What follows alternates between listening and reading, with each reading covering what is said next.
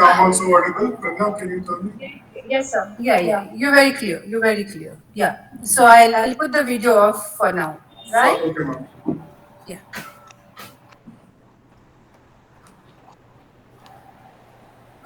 Dr. Joseph, Yes, ma'am.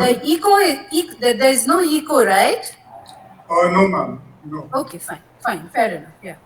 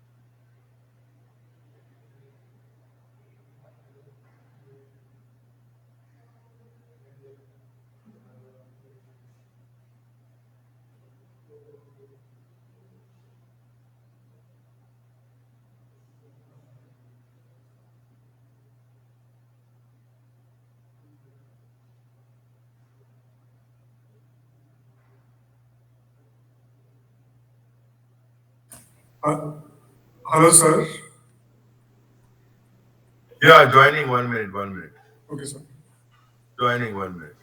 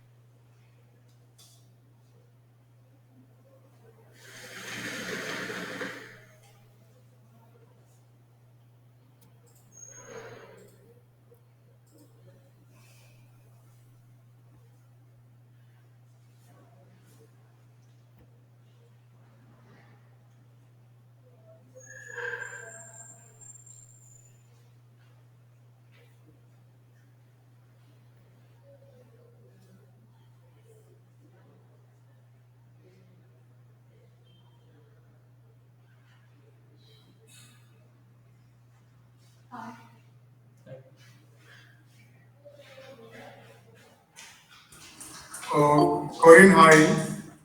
Can we just have a check with your audio?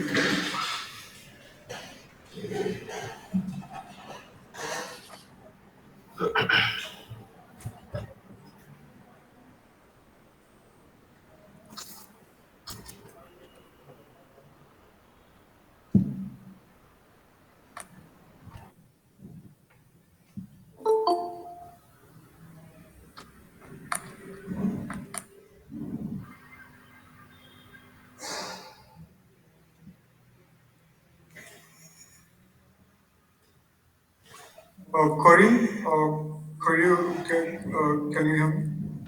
Yes, yes, I can hear you. Can we just have a check with your audio? Am I audible? Yes, you are. You are. And fine, okay. If you don't want to come on the video, that's okay. It's up to you. In Okay, fine. this, Okay, fine. I will just check if it come on because. okay.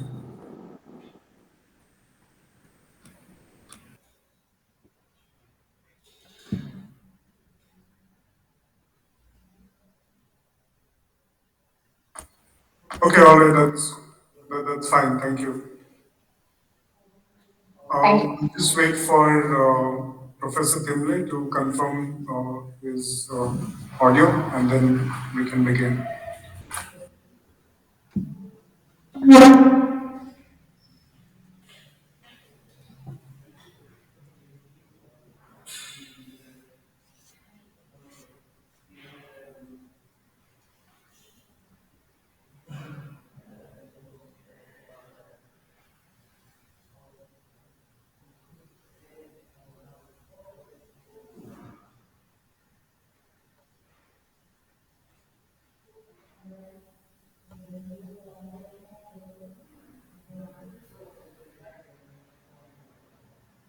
Should I put the video off? Sir, that's okay. You can keep the video on or off. Are you able to hear us, sir? Yeah, yeah, clearly, clearly. All right, okay. So before we begin, a small instruction to our panelists. We'll speak on various questions that I will ask, and each speaker, if possible, can take around 3 minutes over each question to talk about. And and if there are any questions from the audience, kindly put it on chat, and we will try to take as many as we can if time permits. Without further ado, I would like to proceed ahead with our first idealistic discourse for a better tomorrow. It is a series of panel discussions that we intend to have for the betterment of our state. And before proceeding, I must say a very thank you to all the panelists for accepting it sometime at the very last moment. Um, so the topic that we are going to talk about is, are we prepared for the forthcoming elections? These are one of the events or the discussions that we will have with regards to our current elections that are going to happen.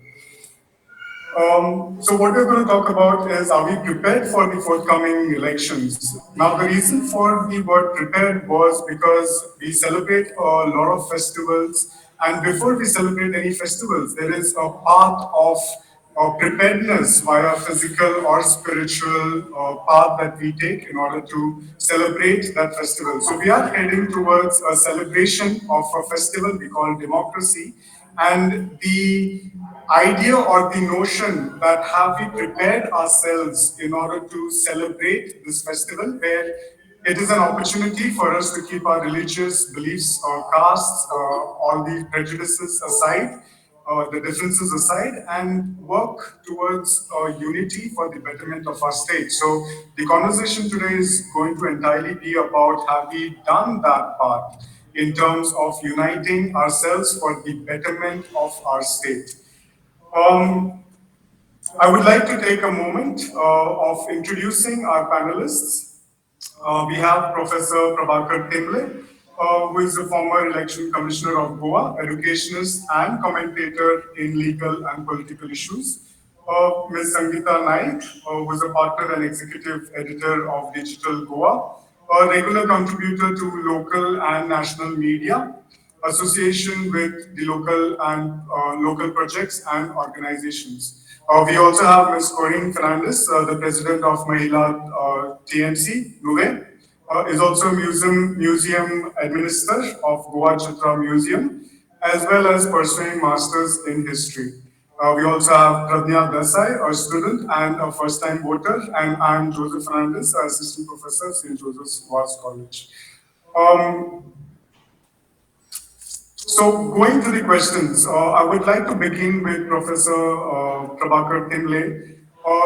What is at stake and why are the forthcoming elections important to each one of us and why do we need to take it seriously? Yeah, yeah. See, if you ask me, are we prepared for elections?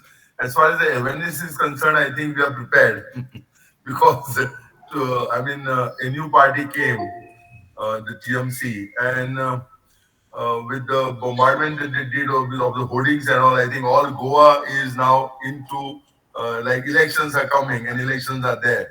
So as far as the awareness is concerned, that elections are there, I think we are prepared. But as far as whether we should make a rational and intelligent choice, I think there is still two things weighing in the minds of the people. One is we have multiple parties now, but nine parties I think participating in elections, 332 candidates for 40 seats, and for a for a 16 lakh population, I think that's too much of a weight. So the one thing is that there may be confusion amongst youth, may not be amongst elders and senior citizens. Yeah, ये क्या करने का है? इतना party है. So that is a problem that we're facing. The other thing is whom to vote, because who belongs to which party. So, earlier defections, used to be after the poll. Hmm?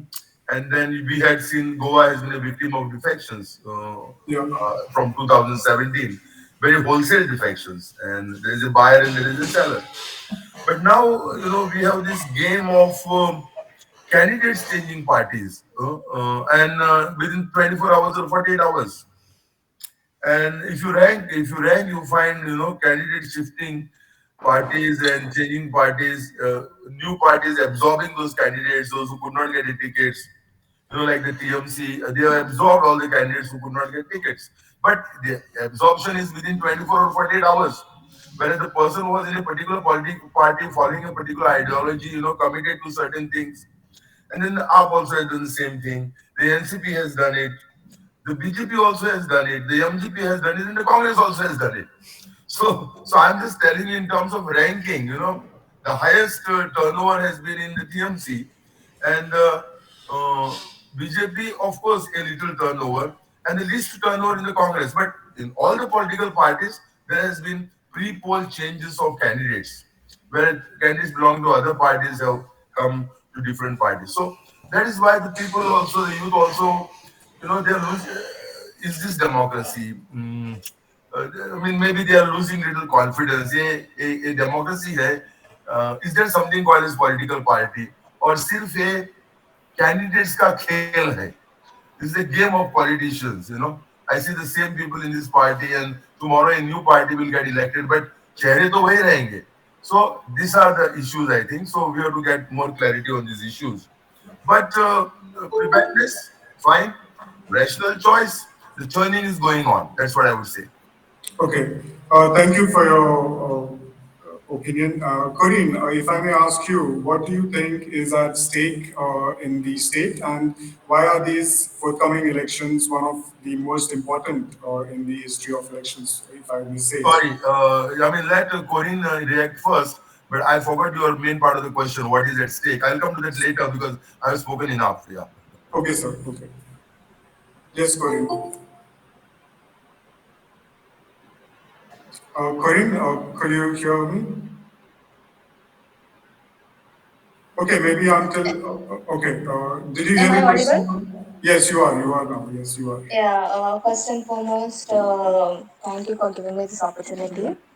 I would like to question you back by asking, do we know why elections are, what are elections and why are elections meant for? That's my first question. Okay, I can keep Are it we simple. aware? I'm sure different people have different reasons of why elections. However, elections are important in order to have a democratic state, something that we can do for the betterment. We learn from our mistakes, we learn from our shortcomings, we learn from the past that we could have done before or better on our improvements, and we go ahead to do much better. And for that reason, we have elections where we select a particular candidate for representing our needs. If that may answer your question in short. Yes, and what do the others have to say if anyone would just unmute in themselves and speak about it? Corinne, sorry to Should say I so, react to but that? I think why do we have elections? I mean, see, elections is the only civilized way of staying together and understanding the issues of the community and addressing the community. There cannot be any other better way than a democratic way. So that's all. I absolutely. mean, elections, there may be a lot of, we may not agree with the way in which people get elected and the first past the post system and the games that politicians play. Fine. But finally, elections remain the only civilized way, and the people have got all the power in their hand to change the candidates. If people don't change them, then nothing can be done. But there's no better way than that. That's what I would say. Is starting. Absolutely. And please remember, there's a lot to talk about. So if we could keep our answers short and move as well, that would be really good. But Corinne, fine. I can move on to the other panelists to have their views if it's okay with you. Because for now, it's better we keep it among ourselves. Of course, the audience will have an opportunity to speak their minds out and they Okay. can pose their questions over the chat. Do you want to answer that question or can I go ahead with Pradnya? No, no, no, no. I would like to answer. Okay. The thing is, right now, as the previous said, that is I'm the president of the Mahila Women constituency. So it all depends on the candidate and not the party. We need to select leaders and not politicians. So Okay. we need good leaders. We don't need politicians. Politics is dirty. Everyone knows that politics is dirty. And yes, and before I joined as a Mahila TMC, my mom also said politics is dirty. I said, I don't want to be a politician. I want to be a good leader. And leaders make sure that they take the community with them. They consider the community or the village, the constituency they are representing together. Whereas politicians take consider just few or like-minded people to a different level. Basically, they only fulfill themselves and like-minded heads together, but leaders consider. So we need to Absolutely. select leaders. Thank you for your opinion as well. Pradnya, I would go to you and Sangeeta ma'am, I'm going to come to you immediately after that. Pradnya, what do you think is at stake here? And you're going to be the first time voter. So how do you see these elections as? So first of all, as Professor Prabhakar Tunde rightly said that this youth is now confused on whom to vote and select. That is what I'm facing as well, and many of my friends are, which is why they are actually reluctant. But if I feel that, I mean, elections are very necessary because we need change, and democracy elections are the is the only way that change could be implemented. So I think if you were to ask me like what is at stake, then basically everything is at stake if elections are not conducted properly. If the decisions are not made properly, if we are not heard properly, then because democracy is for us, it is to listen to us, it is to fulfill our demands. If that does not happen, then I think everything will just go haywire. Nothing will be fulfilled. Nothing will be organized in a proper way. Okay, thank you. Nicely said, Pradnya.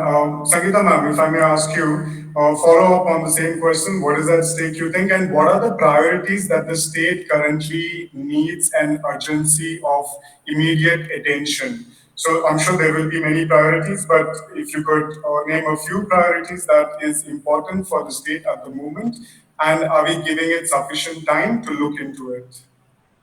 Yeah. Uh, at the outset, let me congratulate St. Joseph's College for doing this much needed discourse on voter awareness amongst youth.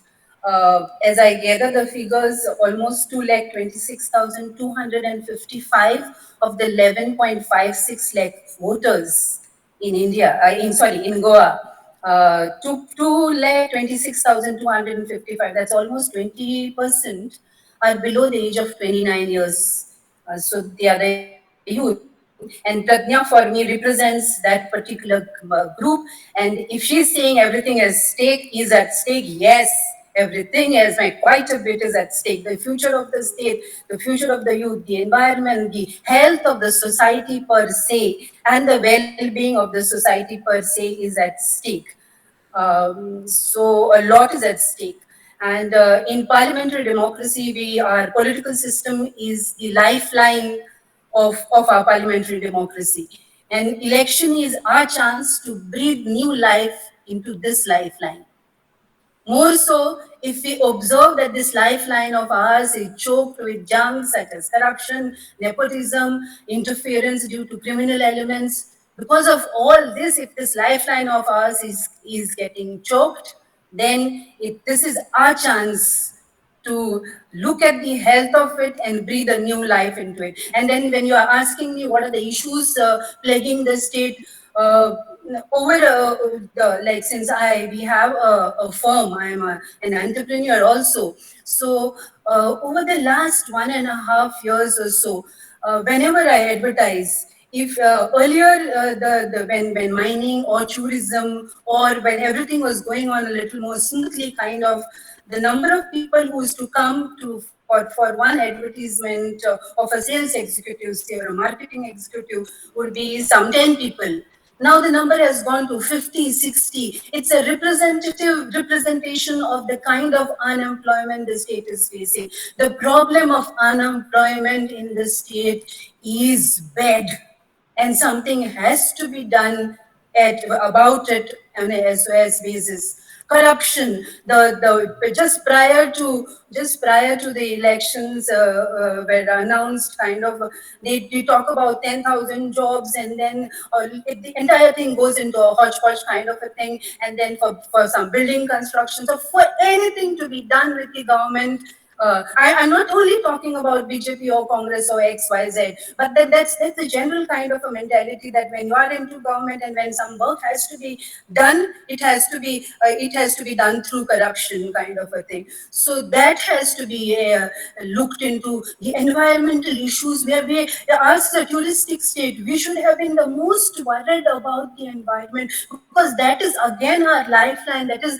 again something which is there for our existence. It gives us our existence, and we are totally sidelining it. So something has to be done about it again on a SOS basis. So when Pradnya says I'm confused, Pradnya, I want to understand, basically, maybe in the personal sphere we could later on also, but just from the youth, see, there are so very many methods by which you can understand your candidates. like every can you can just go to co.nic.in, and the details about your candidate in terms of their criminal antecedents, in terms of their assets, everything is there mentioned. And then I was just before, because the talk, today's discussion was about are we prepared. I just went and looked at the downloads of the affidavits. Hardly 300, 400 affidavits. Even for CM's affidavit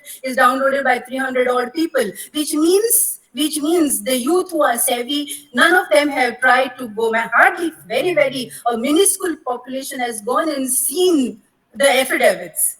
Your affidavits is a very, gives you quite a clear picture of your candidate. Again, as per the election commission's guidelines, all the candidates have to, and the parties also have to specify the criminal antecedent of the candidates. And if you look at the past 5 6 days, or for that matter for last 10 days papers, every day literally 2 to 3 or 4 5 candidates, information about them comes on paper. Like I one candidate, is his criminal antecedent declaration has literally most of the heinous crimes their IPC codes mentioned there. And I was observing one TV journalist reading those IPC clause, literally mentioning all of them, and then somebody said, "This is a class in law. This is a class in law." So if you read that stuff itself, Prajna, or I'm talking about the youth, they will also get a feel of who are there as candidates in front of me, and they can make an informed choice. Uh, Yes. Thank you, Yeah. ma'am. That was intense. Pradnya, I'll give you a moment if you can keep a short answer to responding to ma'am's suggestion quickly. No, I just want to thank her. Thank you so much, ma'am. I will definitely go through the site, and I will talk to others about it as well. All right. Moving to Professor Prabhakar Timle. Yes, do you have something to say, Professor? Simple thing, yeah. See, Goa is different from other states. Small state, small constituencies, voters not exceeding 25,000, 25 to 20,000. So in Goa, every candidate is naked. Each one knows everything about every candidate. The one whom we are going to vote, the whom we are not going to vote, everything we know. Of course, we need to go to the affidavit, but even without going to the affidavit, हमें सब candidate का सब कुछ मालूम है. I mean, because of the small size of the territory. So I know everything about the candidate in Patna also. I did not go through the affidavit anyway. Affidavit requires a documentation, but I start with the assumption that each one of us knows most of the things about every candidate, because that is the comedy or the tragedy of of Goa being a small state and the voter base of 25,000. But in a bigger state, the every constituency voter base will be 2 to 3 lakhs, where affidavits may come into play. Okay. The voters might never have seen a candidate.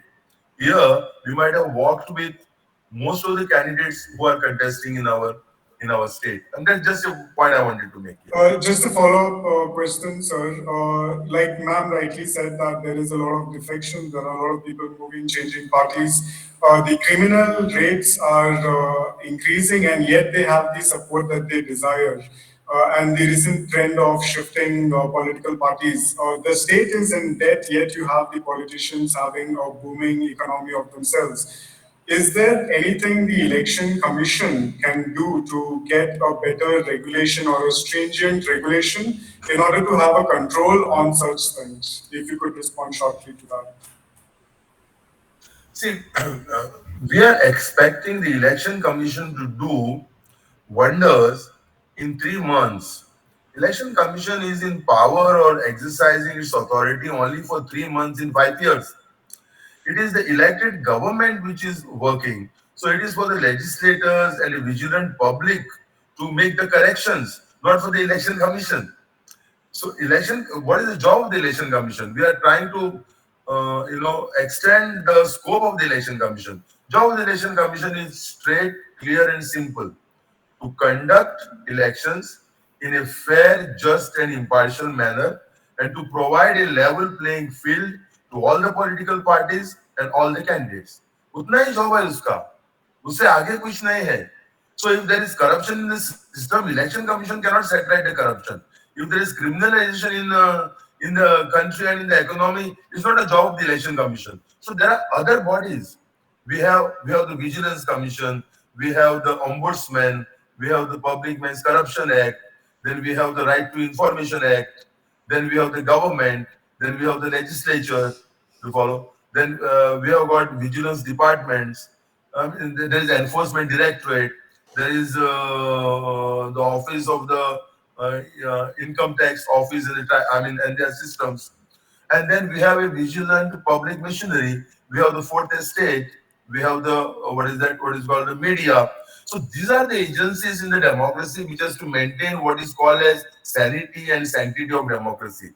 The election commission has to only maintain the confidence of the people in the conduct of elections. Nothing more, nothing less than that. Okay, all right. Thank you, sir. Corinne, if I may ask you, there is some sort of hesitation still when it comes to the politics or elections from the female population. We can see it in terms of the contestants in various political parties. We can see it in the voter turnout in various constituencies. Do you think that what is the reason for us to still dwell in that area? Do you see the times changing, or do you see more women contestants in the future and a more women voter turnout, where people will be inclined towards the elections? I think there is still less women participated in politics and the reluctance and hesitancy among the women in politics. That's basically because it's people who take these women about certain things. Like for example, I've been working day and night here in the office, and still it's people who think the negative. So I think the mindset of people have to be changed first. It people who take the women makes the women step down in politics. So even I, for that matter, when I go late night home, oh, she's coming late night. What is it? So it's the neighbors and the thinking of the people that has to be changed. For that, the people have to be educated in politics. People are not aware of what is politics, whereas rest of in India, family discuss, the children discuss, for example, about the farmers as agitation. I think all farmers would have walked. Why only Punjab? Why only Punjab? There are farmers in Goa as well. There are farmers in Maharashtra as well. But why only Punjab people fought for it?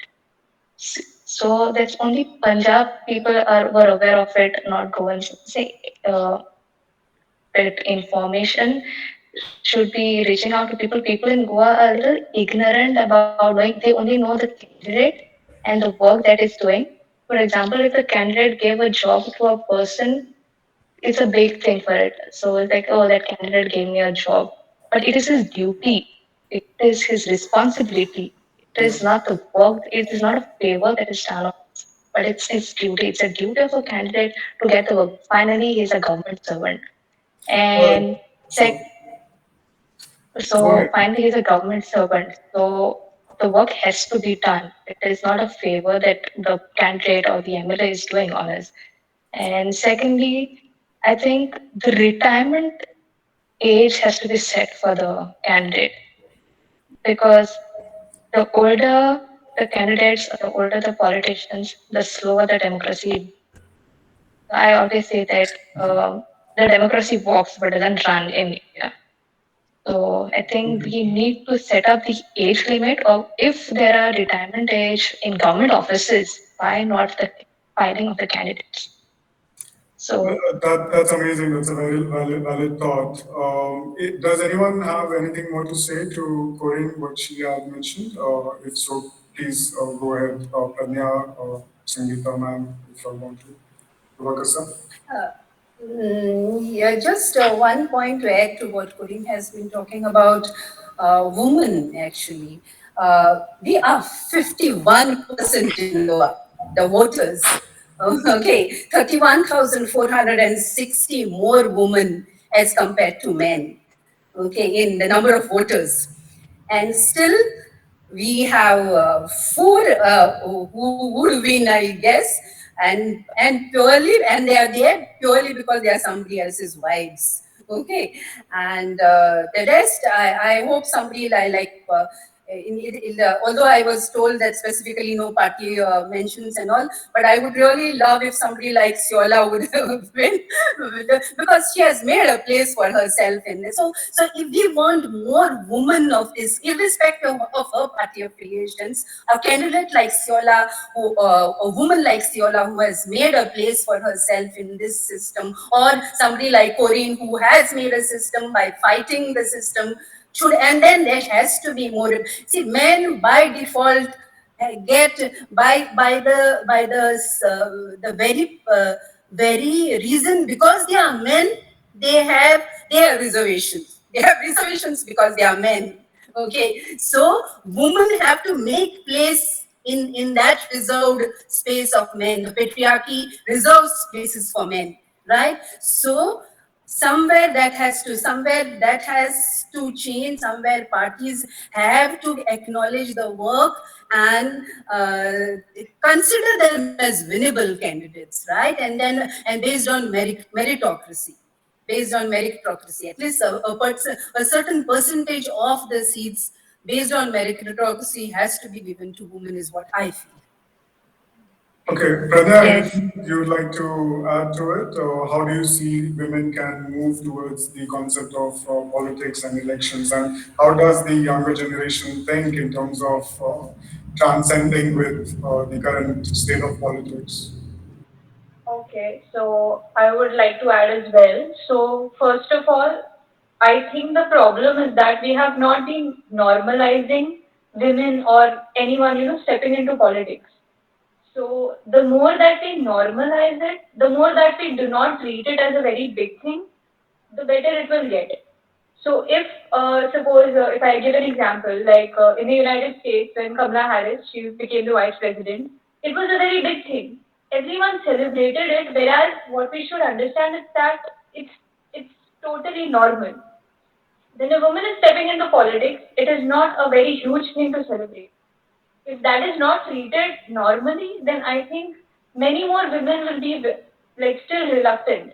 They would not want to, be treated differently. They would be reluctant. And what I want is that we women are capable of achieving things that everyone else can, but only thing that we require is equal opportunities. How will you provide us with that? By creating a safe environment, by letting people know that okay, if this woman is standing up for something, let her do that. It's totally normal. It's not something that has to be celebrated, and she should also not be disrespected for doing that. That's all I feel.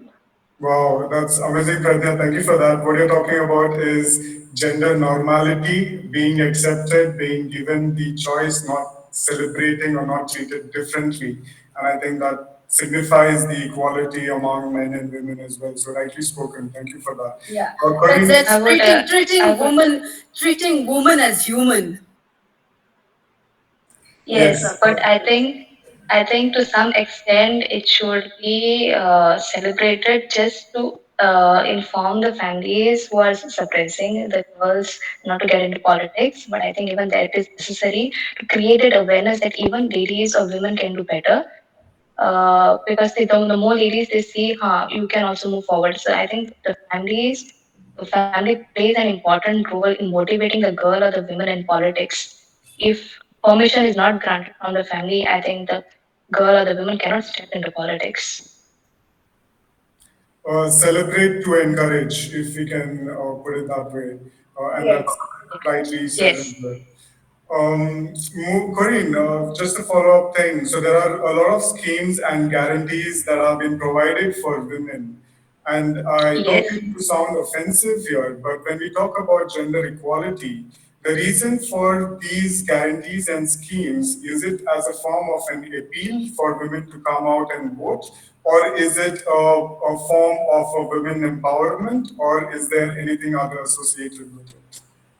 I think women, I think it is form of empowerment because here in Goa, especially in villages, women are always dependent on men for running the family, running the house and stuff. And every time we need to literally beg for money to even buy the household ration. So I think to make them independent, schemes are necessary. Also to build the self confidence that they can do something or they are capable of something. So certain schemes are necessary. Like for example, in Novang constituency, I as a Mahila, we would like to come up with a psychologist weekly psychology visiting health center weekly. That is basically because to get rid of domestic violence. A lot of cases in villages or even in cities for that matter are not reported. Reported why? Because the name of the family will get spoiled. Or else the parents request the child, you have to bear up. That's a part and parcel of life. It is part and parcel of a girl child after marriage. You have to bear up the domestic violence. No, for that and a lot of trauma and stress that ladies and the women have to go through. So for that reason, here in Moving constituency, we are coming up with weekly psychologists visiting the health center. Then the ladies are free to come and talk to them. So like that, in small small things, we are planning to help the women to build self confidence. Even even across Goa, the teaching, the computer classes, and all that was necessary because the children now or the youth they do not want to educate the parents or especially the women with regards to smartphones and handling new gadgets, new technologies. One reason can be I'm also youth at the same time. So one reason can be ki the privacy of the technology or the phone will be deteriorated. Basically, the parents, my mother will check my phone. The fear will remaining, and hence the youth do not want to educate the women, I mean the mothers, technologically. So for that, I think that was a very good thing that the computer courses were being organized. Plus, the baking courses and stitching that is again part of the team. Okay, all right. Professor Timble, if I may ask you, what do you think of these schemes that have been provided? Does it help the voter turnout? Does it help to, how does it help in what way? I don't follow your question. What schemes are provided is by whom? Does, Already, I mean, the schemes for women empowerment and schemes for the weaker sections have been there since independence, and every time the schemes have been revised and renovated so that it reaches the targeted segment. So the targeted segment is, of course, women, because we require women empowerment. The targeted segment is scheduled caste, scheduled tribes, other backward classes, women as well as men, I mean, in these particular sections. So these schemes are there. So what are the schemes that you are talking of? like every political party now, or the new political parties that have come into the state, there Yeah, are yeah. So certain see, in guarantees the that are, manifesto of political parties, there will be definitely provisions for women empowerment and for scheduled caste, scheduled tribes, and OBCs and bigger sectors. I think you are talking of the TMC coming all out with the card system, that Griha Lakshmi, and for the students also Yuva Shakti. If you are referring to that, I would say this card system is something. I mean, I should not say that because we are not talking specific things about political parties, or we are not talking of specific development that is going on in constituencies. We are talking general. yeah. But if you are generally talking of this card system is something not proper, because when you give a you can't give a card when you are not in power. You can't give a card when you have not made a budget allotment. You can make it a part of your manifesto. You can always say that for youth, we'll provide 20 lakh for every youth for self-employment, and for other aids, we will provide an assistance to every woman of X amount of rupees. It can be a part of manifesto. A card कहाँ से आ गया? And the joke part of this card is, since the topic has come, that I have actually seen, I mean, women of weaker sections, they don't understand anything. I have a Bank of Maharashtra here, and from my housing board, once I went to the bank, I saw a woman going there and giving the card to the branch manager. हमें कुछ इस पे मिलेगा क्या? No, the branch manager was simply smiling, and she said, "No, no, this is not that card. Because that card is just like a visiting card. It has no power. Follow no. So, but these people didn't know. People thought 5,000 उसने बोला है तो मुझे 500 रुपया तो मिलेगा. So they didn't know. So these cards are something like very, I would say it is a fake thing, and I don't use the word. I don't want to use the word. It is a fraud on the people. Cards nahi dene ka. Announcement karo na. You do the announcement. You have every right to make the announcement. You make the people to apply for a card. That means if tomorrow that party comes into power and I don't have a bloody card, I will not get that scheme. What is this nonsense? So anyway, that apart, women empowerment is important, and women, if they want to enter into politics, they should be first get independent in the non-political life. For that, family support is important. The change in the mindset is important. I all agree with that. There's no issue on that. And I also say there has to be reservation for women in in the state assemblies to start with. Otherwise, the change will not take place. Now you see, we have reservations in panchayats and zilla panchayats, and we see around 33-34% women in these bodies now. We see them. So that is how they will rise. Now there should be reservation at a higher level. Reservation is not some kind of a, it is a protective discrimination. I will not say it is a demerit. It is a merit. Why merit? Because in the state assembly, the demography of a state should get reflected in the assembly. So if our demography is 50% men, 50% women, forget about 50-50. At least we should have 25% women seen in the assembly. So that's what democracy is all about. And then democracy gets married. To get married, we may have to do reservation. I would not consider reservation as something kind of a demerit in a democracy. It is merit only. Yeah. Okay. Thank you, sir. Sangeeta ma'am, yes, please go ahead. And then Corinne, if you want to respond to that as well, you can pitch in. But Sangeeta ma'am, please go ahead. I just want to ask Professor Timle a question. You said it's a kind of a fraud. Does Election Commission have power to intervene in these kind of schemes or whatever announcements, scheme No, no. I announcements? think I think right now, if you look at the election commission, the election commission doesn't have such kind of a power, and it is a free competition for anybody. But why should the election commission have a power? There are so many other agencies which can work. So I don't know whether that amounts to a fraud. I'm just using that language, but in inverted commas. So that way legally it's not a fraud. It is like it is fooling the people that you are going to give that, and the people, I mean, giving a misrepresentation, representing that you are going to give that. How can you give that? That you can give only when you are in power, not when you don't have a power at all. You can make announcements. I'm jolly good. You can make any announcement. I have no issue with announcements. I have issue when you ask people to fill the forms. That means you are telling the people, अरे contract करो हमारे साथ. हम तो ready हैं, पैसे मेरे हमारे हाथ में हैं, हमें budget किया है. So on that issue, I have a difference. Just one very interesting anecdote I wanted to.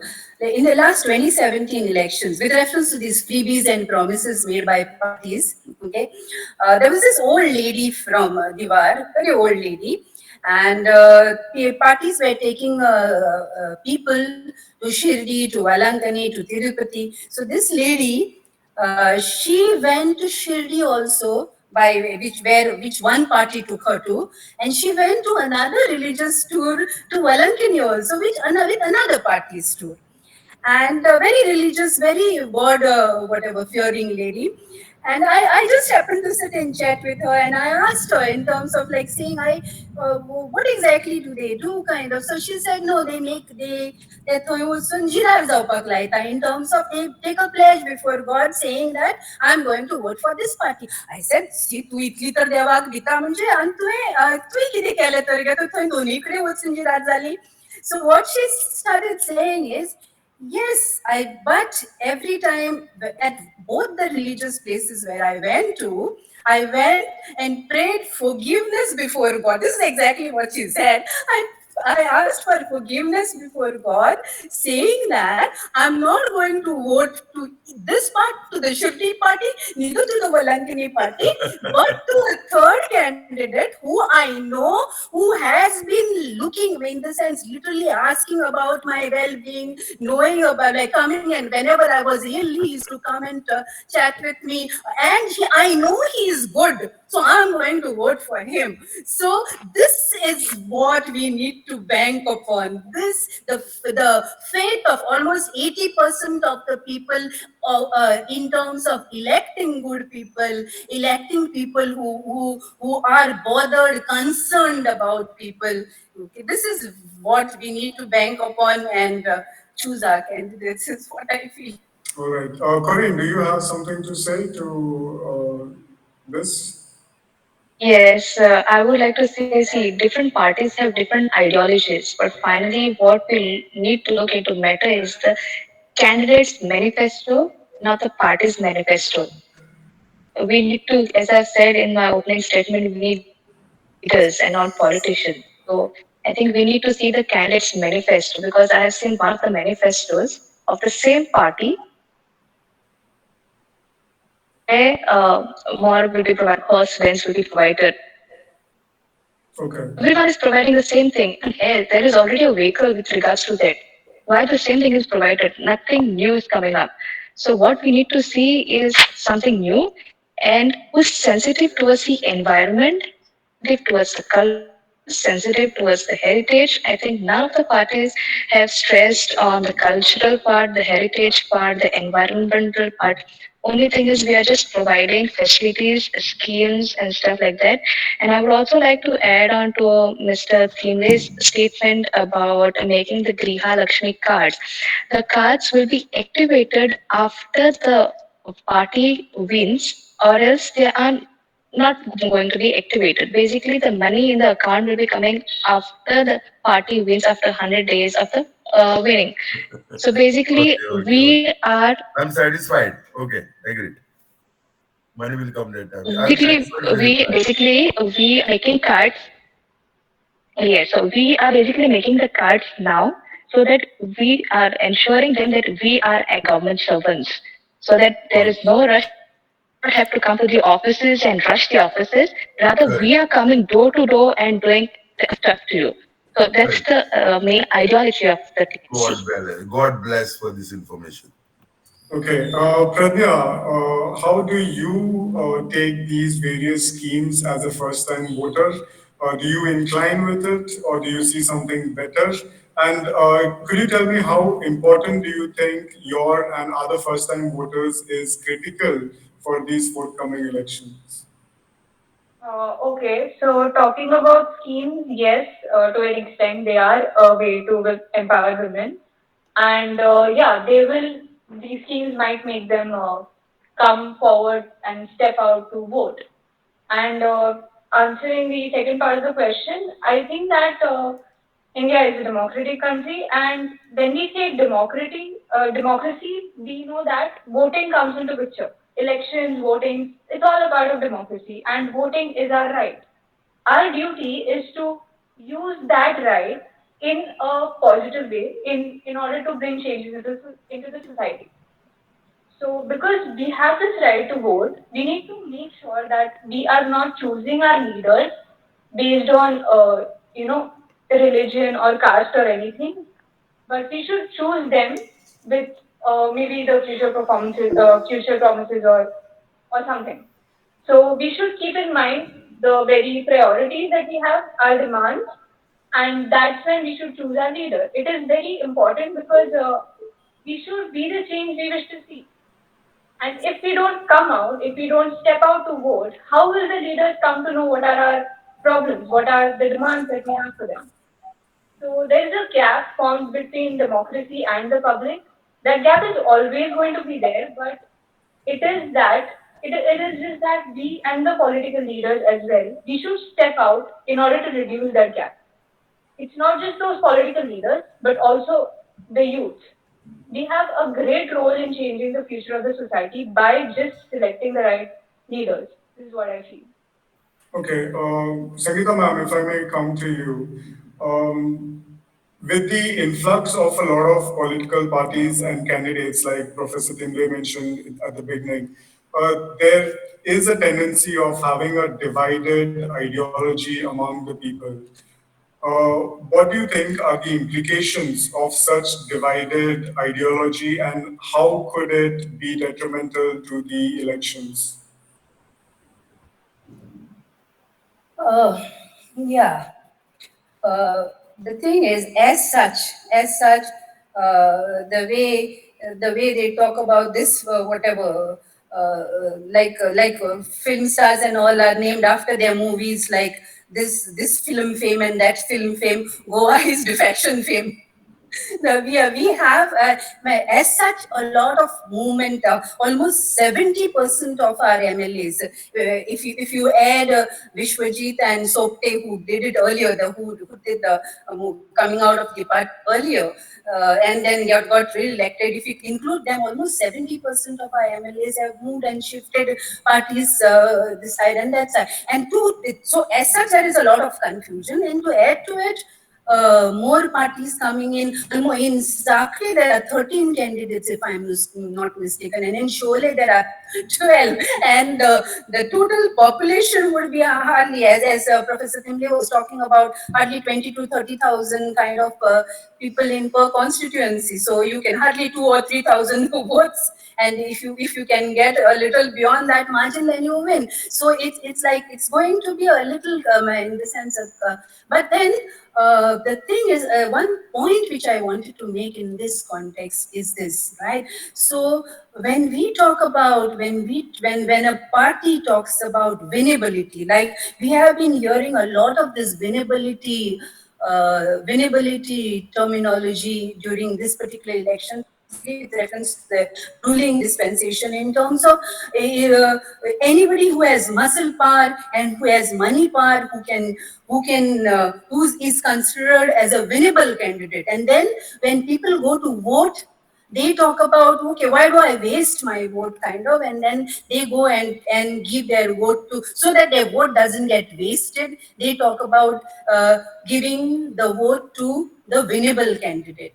But the thing is, so that's how the money, the one with the money and the muscle power, again gets re-elected. But if people just think that no vote is wasted if it is given to the right candidate, the person who is considerate, who has integrity, who is high on meritocracy, who has capability, who has understanding of the local issues. If such a kind of candidate, if winnability is gauged by the people, let the political parties gauge the winnability based on muscle and money. But let the people gauge it based on all these other parameters which are significant to them. And if they vote such candidates, and again, I'm making a slightly kind of a disruptive statement in terms of saying,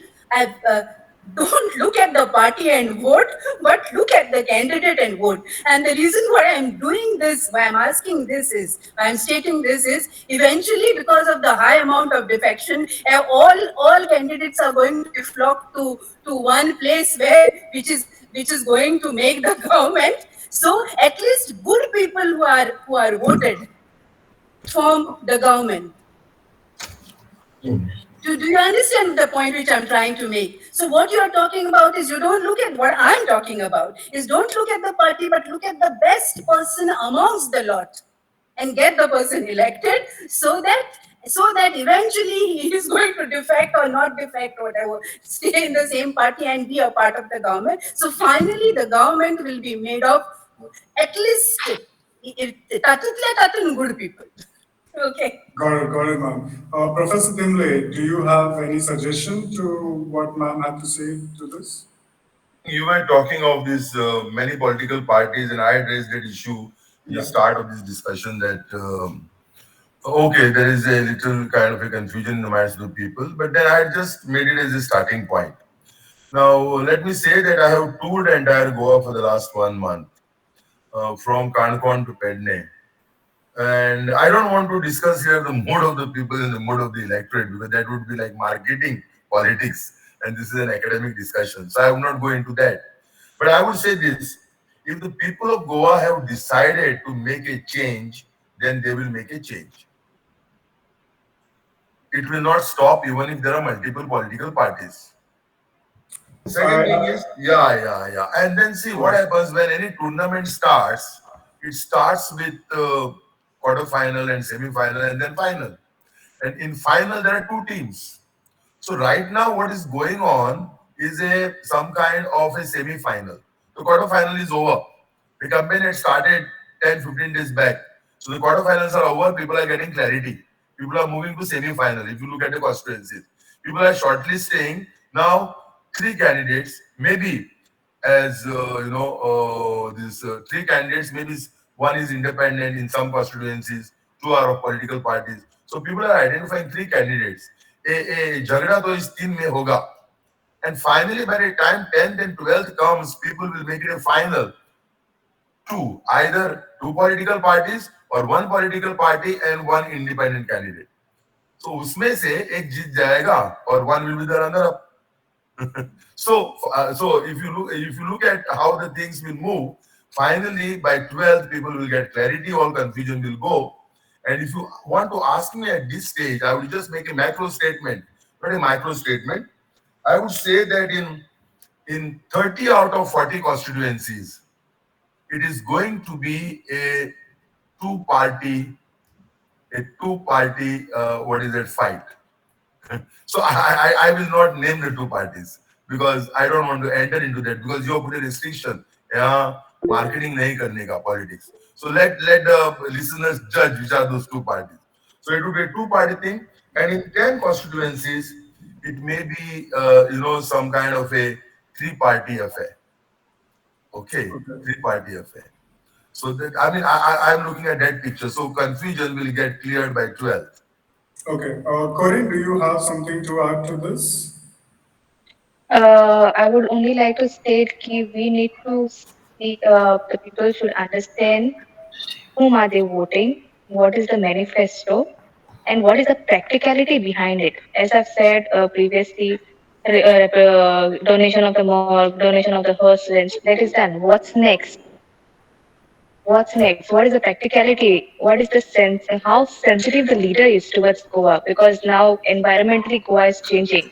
I think if people are aware, in 2021, from January till December, Goa was the only state in India, I think, we have experienced monsoon starting from January to December. We have never experienced rains, monsoons in December. But last 10 2021, we have experienced that. Why is this happening? Environmental change. Why the environmental change? Because Goa is sold already. Half of North Goa is sold out to people, and people are just being insensitive towards the environment, and hence the double tracking. People are just not bothered about stuff and the consequences behind it. आमगे काय मस्त आम किता पडून गेला. So that is the attitude that people are having in Goa right now. It's none of my business. Molem is in Molem. It's not here in Margam. It's not here in Vasco. Why we should be bothered? So just like few people getting together, going, no, that's not done. Everyone, Goa should awake now. It's Sega term has to be broken, I think, in Goa. So for that, we need to see how sensitive the leader is towards Goa, whether he's really aware of all these things, whether the candidate is aware of the consequences that the current situation Goa is going through, about the three mega projects that Goa is going through. So we need to see that, and then I think we need to decide on our leaders. Okay, thank you. That was insightful. Corinne, just to add to this, when we have a lot of organizations, you brought the Save Molan campaign. I think you were a part of the Goyam Sanaka. And there have been several other protests, to name a few. There were the Anganwadi teachers, there was the Save Old Goa Heritage. There have been a number of protests that have occurred in Goa, through which there have been new organizations either coming up or the older organizations strengthening. However, a lot of these organizations take a apolitical view. Now, what is the role of these organizations when it needs to transcend and convert these protests into what the practicality is, which is the elections? Are these organizations doing their role in terms of transcending the cause for a better state, which is in the form of elections, or do they have some more work to do in those areas? Um, I think it's both. So there are some organizations that are coming up. That's because there are new faces that are coming up in politics, and hence I think they are being backed by the new organizations, as you have said, they are backed by these new leaders, and the older ones are still there. But I don't see any older leaders coming up and fighting for this cause. It's just that new faces that are coming up. So I think we need to give an opportunity to new faces every time. And as I've said, 60 years should be the last retirement age for filing the candidate to be the candidate. So Okay. I think so new faces should be given because their first 5 years, yes, they will work for it. The next 5 years, they get addicted to it. So that addiction should be broken up. So I think per candidate should be at least given 1 or 2 years. I mean, that's 10 years. That's it, not more than that, to break the addiction. Or else sitting on the same chair for so many years, people get addicted to the seat, and I think they don't want to leave the seat. Okay, thank you, Corinne. Sangeeta ma'am, if I may ask, and quickly, if you can give a short response to this, as we are going short of time and they can probably cover two more things. What is the role of these organizations? Are they capable of transcending the entire protest into a good cause, which is for the elections, or do we still have a divided form? And how do people determine that when you have three different political parties, or you have many political parties that say that we will scrape these linear projects or these major projects, how do people decide which one to choose if there are so many that have the same agenda? Yeah, see, when it comes to a movement, like say for example the Monet movement or the old Goa movement, okay, people from different political ideologies came together and came together for a cause, right? Okay, so in the process, you might not see a direct linkage between the entire organization going political or entire organization being a part of one particular political party, but being a part of that movement has brought in for any ex-person has brought the person into the fold of the movement, instilled in him or her a lot of awareness about the movement, which is going to directly or indirectly affect the party or the political ideology which he or she subscribes to, as and when he or she is going to be part of that political, his or her own political party's decision making or discussions or deliberations, the issue which is the issue or the problem or the awareness which the person has got through being by being part of the movement will definitely reflect in that particular. So that although the entire movement might not be a part of one particular party only, but the people who have been nurtured through the movement. I've seen youngsters who have different who after before being a part of a movement and after being a part of a movement, their approach towards looking at the nature or looking at the environment or looking at their heritage had changed considerably, and they are the torchbearers of the change in their particular political or social or cultural setups. Is what I feel. All right, okay, thank you, ma'am. Pradnya, if I can ask you, what would you choose in terms of past performance or future promises? I think I wouldn't completely say that it is the future performance, future promise, or the past performance. I think it's a mixture of both that I should keep in mind while choosing the leader. So first of all, suppose one candidate is is promising for more security and safety, and the other is maybe promising developments, then I would go with the one who has promised us safety and security. But I will also keep in mind that this candidate who has stood up and who has promised so and so things, they have also proved themselves in the past. They have also given people what they actually want. So it's both the things. Like I would actually focus on how much the candidate is able to reach the public, our youth. I think that is what I will keep in mind. Okay, all right. Corinne, would you want to add to past performances or future promises, or how should people look into this? A short I note. think, yes, I would like to check on the current situation and the current actions that the political leader or the candidate is taking through. And so, yes, past work correct, but at the same time, promises are made by everyone, but no one keeps up to the promises. But then I think, as Pratnya has rightly said, both has to be considered. Then yes, and also the current situation that the political leader has stepped in. Okay. Professor Tinley, if I may ask quickly, should it be a CM candidate that is important in order to decide to vote, or should it be the candidate of a constituency or a political party? Which one of these would have a weightage? Finally, I think if in a system of governance we should have some kind of a stability, it has to be a political party. Okay. It can't be a conglomeration of individuals. Though some individuals with exceptional records should we should send them to the assembly because that would be the voice of Goa. So it cannot be a group of individuals running the show. It has to be a political party. And in that, if there are good individuals who can represent the voice of Goa in the assembly, definitely they should be there. I would look at it that way. Okay. So I would say this just four things. Fatafa.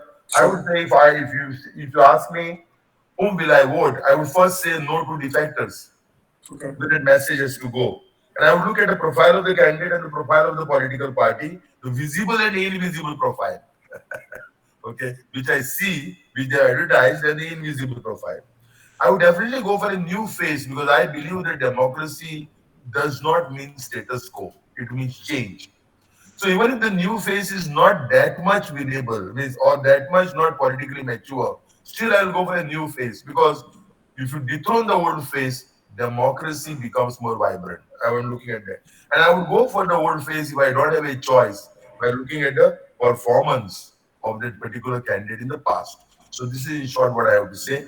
Of course, spaceless chief minister, this and that are all matters of political management, so that would not govern my decision much. But of course, I would go with the party if I want some kind of a stability. And if in my constituency the individual is exceptional, then I would go for the individual. Okay. Sangeeta ma'am, please say a few words with answering the question. Yeah, just get one thing that no vote is wasted.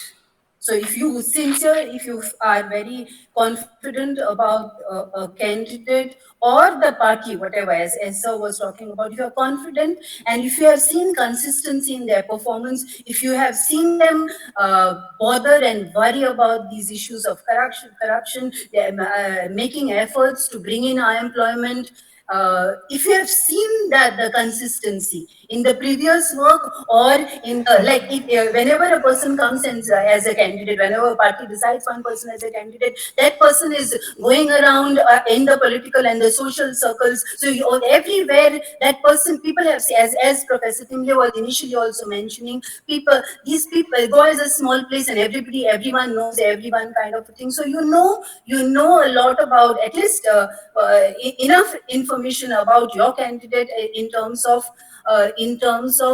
how reliable or unreliable the person is in terms of taking up issues and leading and being your representative. So looking at that, one has to vote and not vote based on some political party deciding based on money and muscle power that this person is winnable or this person is not winnable. No vote is wasted. Okay, thank you, ma'am. Corinne, would you like to say the last few words? Yes, I would like to agree with Mr. Tingley as he has said that we need to also check in the individuals and new faces. Yes, new faces are, uh, they say, no, नए robot. That's the term that is used. So yes, and there is more energy in new faces. So for the first 5 years, first 10 years, yes, the new energy has to stand up, and then again we can see new faces for the next 5 years. Okay. Pradnya, please take it away. Say the last few words. Yes, I think so. First of all, if the whatever you are doing, like encouraging people to join these discussions, if I think this happens in every school, every organization, we will definitely have more voters, more people who are who be aware of elections and everything. Because I consider this a very great opportunity. Honestly, thank you so much for it. And also, I would like to answer the previous question that you had asked. So I would go with the leader that I'm choosing because I have that in my hand. I have voting in my hand. I have choosing the right leader in my hand. CM space can change.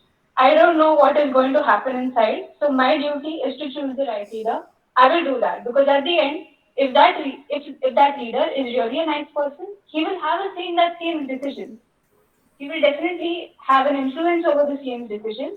And yeah, that's what I will do. At the end, thanks a lot for giving this opportunity.